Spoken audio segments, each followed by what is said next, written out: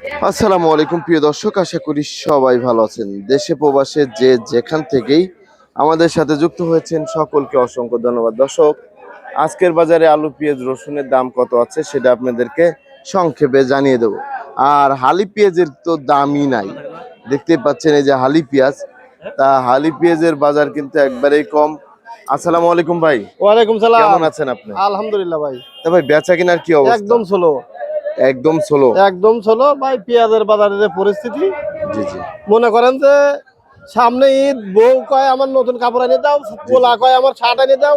ভাই পেঁয়াজের বাজারে যে পরিস্থিতি ভাই, আমার কিছু কেনার মতো পরিবেশ নাই, একবারে শেষ। একবারে ধ্বংস হয়ে গেছে পিজির বাজার। একবার শেষ।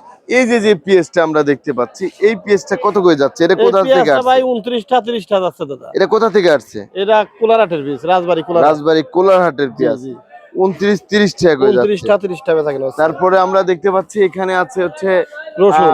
রসুন। এই রসুন কোথা থেকে আসছে? পাবনা থেকে আসছে। পাবনা থেকে। এদের বাজার কত? 50-52। 50 থেকে 52 টাকা। জি জি জি। না, পাবনার রসুন। জি। আলুর বাজারটা কত যাচ্ছে? আলু স্টিক ডায়মন্ড বেচা কিনা হচ্ছে 15-16।